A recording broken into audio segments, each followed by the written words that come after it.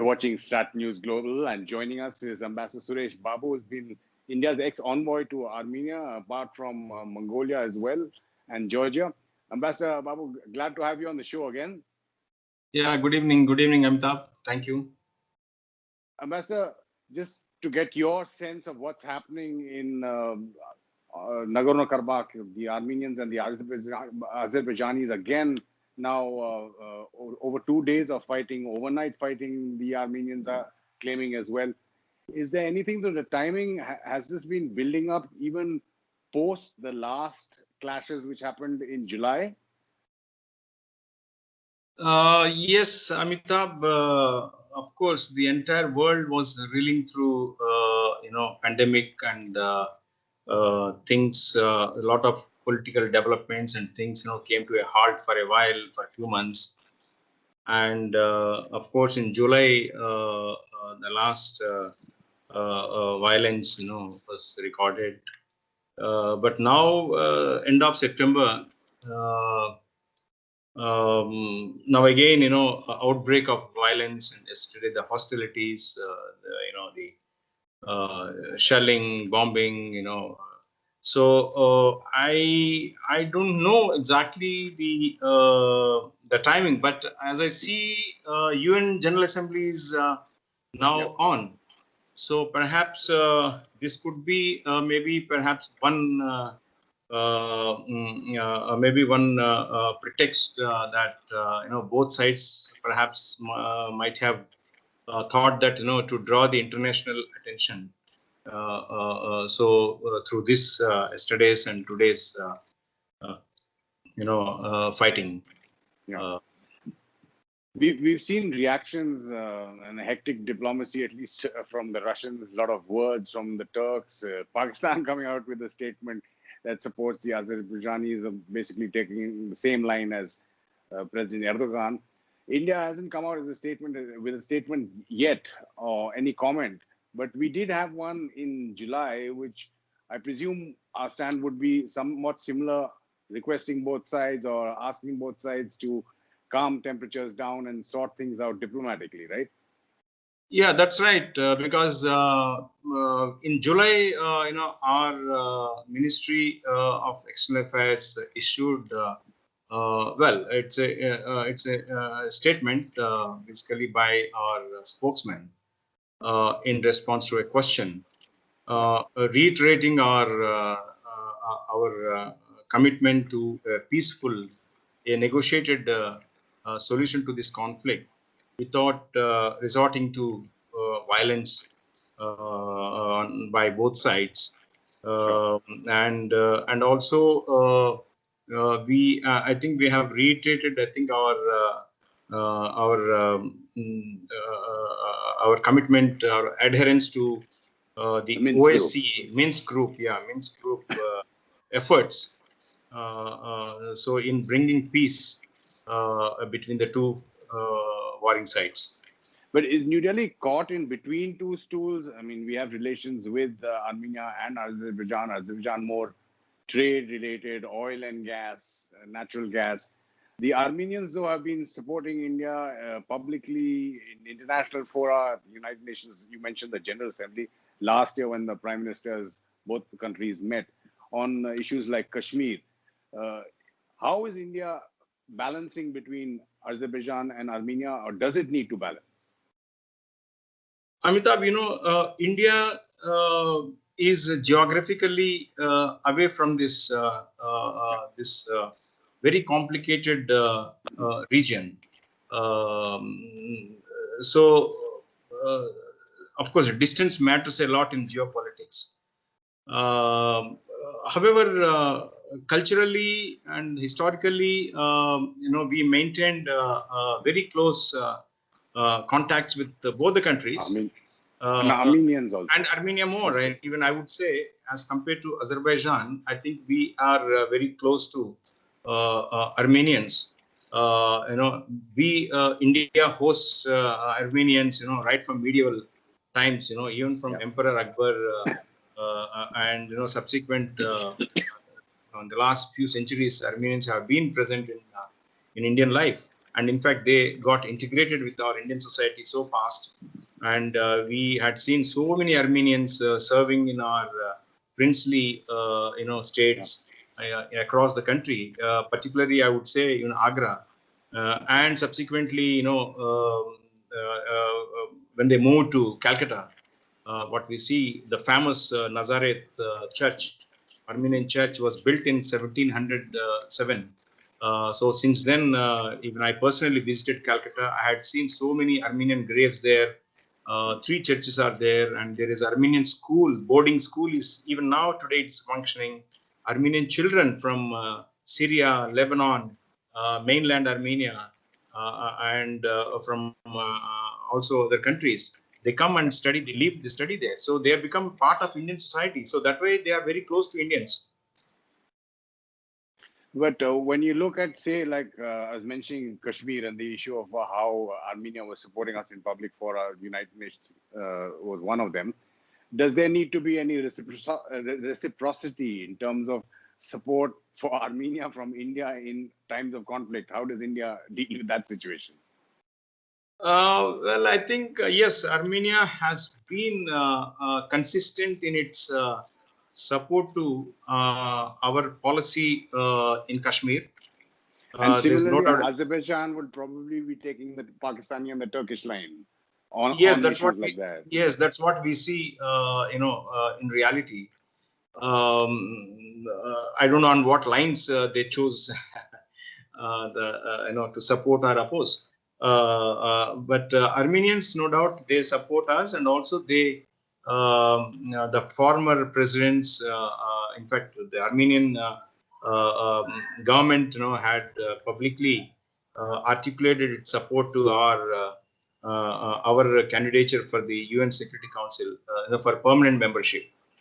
In fact, and also, of course, they have been supporting us on various international fora. There's no doubt about that. Well, I think, for them, for Armenians, if we don't take sides, that suits them, I believe. If the status quo, that what we say, I think that suits them, I believe. That's sufficient. We don't need to articulate our, clear support.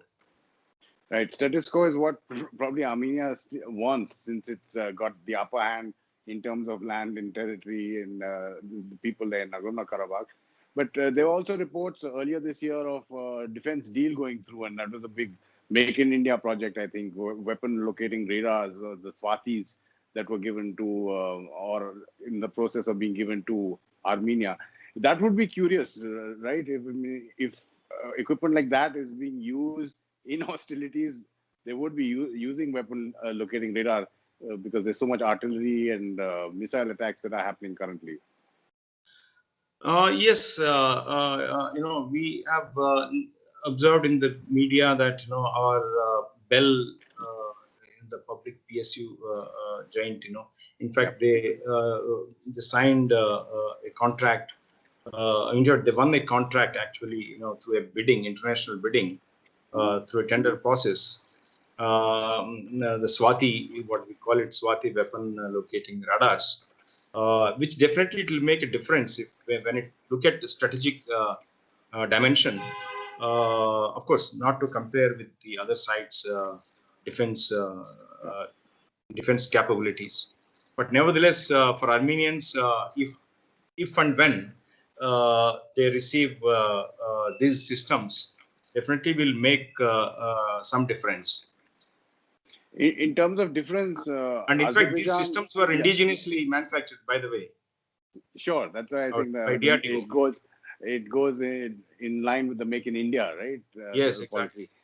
Policy. Azerbaijan, though, would be a big trade partner for India, right? And oil and gas is a huge import from that area, like it is for a lot of Europe, for Turkey and even Israel. Yeah, it's a big bill item, for both for us and also for Azerbaijan, because we have invested there. We acquired stakes, shares in a couple of their oil fields and oil and gas fields. Our ONGC OVL, they put, I think, more than $1 billion US, and acquired, I think, 2.3% something stakes. So today, we import crude oil from Azerbaijan, almost worth about 900 million US dollars. So overall, it makes our trade close to $1 billion. So it's a very important trading partner, Azerbaijan for us. So we cannot deny that. When you look at Turkey's role, and now the latest statements out of Yerevan, again accusing Turkey of ganging up with Azerbaijan, bringing up the old history of the accusations of genocide against Armenians. How do you see Turkey's role? Because that is something that seems to have changed in the recent past in terms of providing defense equipment, support, and not only just defense equipment, but rhetorical support to Azerbaijan. Well, Turkey has taken this posture right from the beginning of this conflict. Early 90s, post disintegration of USSR. Turkey has been vocally and supporting in all respects the Azerbaijanis in the last 30 years of this conflict erupted. So there's nothing new in that. But at the same time, from time to time, we see the rhetoric, especially when it comes to genocide, which was more than 1 century. That Armenians, lived through. Of course, it is a wound for forever, I believe, for Armenians. And Turkish, in fact, I was in 2016. I believe I was still serving in Armenia when the Armenians commemorated the centenary of the Armenian genocide. And in fact, they expected a kind of acknowledgement by the Turkish, if at all, to resolve this conflict in Nagorno-Karabakh. But despite a lot of media rumors and, but Turkey kept quiet on that. So even now, Turkey looks at Armenia, with the same kind of a perception that, as if it might, attack Azerbaijan, it might, be aggressor, in this region, it might, even attack Turkish interests. Though, of course, these two countries are not to be compared in terms of, the influence and also the economies and etc. But still, Turkey is very hostile towards Armenia, especially during this Mr. Erdoğan's, of late, as you see, his nationalistic posture, both domestically and in that background, yes. But how do you look at it internationally? Now, Turkey is a strategic partner of Azerbaijan. I mean, it's a treaty partner. Russia and Armenia are part of the CSTO, which is again a treaty partner, and they both have signed documents which say if either is there's aggression against either one of them. Do you see Turkey and Russia getting more involved in the conflict, or do you see Russia, like in the past, calming things down and trying to work out some kind of a ceasefire on the ground? Because yes, if you see, Turkey is a NATO member and Armenia is a CSTO member, so that makes, and again, things very clear. Definitely, I don't foresee, the provocations perhaps may drive to that direction, that, to draw Turkish also into this conflict, or draw Russia into this conflict. But I don't see, at least I don't foresee any such possibility, because, Russia's cooperation with Turkey is also, it has a, few folds. On one side, they have problems. On the other side, they have business, they have gas transit, and they have a lot of trade and all defense. In fact, S-400 missiles also supplied. So, and they have a role to play in Syria and in that region, So I don't think these two countries, come and at loggerheads, in this region, in this conflict. I don't think so. In any case, none of these two countries also, either Armenia or Azerbaijan, they are not in a position today to move to a larger war like a situation. Perhaps local firing, maybe perhaps intense firing, what we witnessed yesterday. So perhaps they may restrict to that kind of activity, hostilities. But then again, what begs the question is the same question which has been repeated for what, like 40 years now, or more than 30 years at least. How is a final solution reached between Azerbaijan and Armenia? And in that context, if you can give us a little bit of historical perspective. Yeah, see, this Nagorno-Karabakh conflict, it has shifted actually. If you go back to, say, 32 years ago, 88, because that the first, sparks of ethnic violence, happened in 88. Because, after the Soviet Union was, after the revolution, Stalin, did all the, he gave away Armenians, he combined Armenian dominated areas with Azerbaijan, and so that divide and rule kind of a thing. So, but, ironically, during Soviet rule, it was all calm and they all lived peacefully. They all lived, friendly. No firing, no shelling, nothing happened. And no killings also happened. They all lived like comrades. So, but after the 1988, Gorbachev's so-called glasnosti and perestroika, which gave them, to take out the weapons and then killing each other for this Nagorno-Karabakh.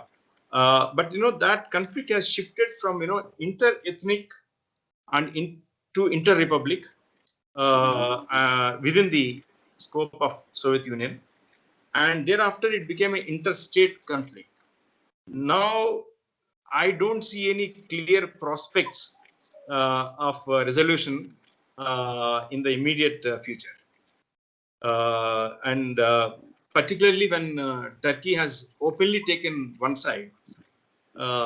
So the chances of resolution are very, very, very dim.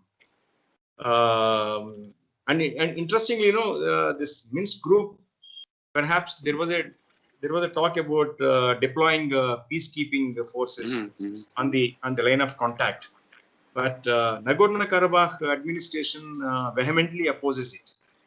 Not only peacekeeping forces, but also they oppose the Russian forces' presence also. And even if Russia prevails upon them to deploy its forces there to maintain calm and tranquility there, the other two partners in the Minsk group perhaps may not like that. They may not like Russian forces also alone to be there. So that way it is. But overall, unfortunately, the Minsk group lacks, instruments, to coerce both sides, into making some kind of a concessions, right? At least as of today. But however, the frequent violence that we see, of course, we will continue to see the frequent violence in this line of contact at these internationally recognized borders. So I think, I don't know. I mean, I don't see any end to this conflict, at least in the foreseeable future. Ambassador Suresh Babu, again, it's a pleasure having you on StratNews Global, and thank you again for all your insights into the region. Yeah, thank you very much, Amitabh. Thank you. You can follow us on our social media handles and get the latest news and analysis from an Indian perspective on our website. If you do like our kind of journalism, do support us. You're watching StratNews Global. I'm Amitabh, Revi.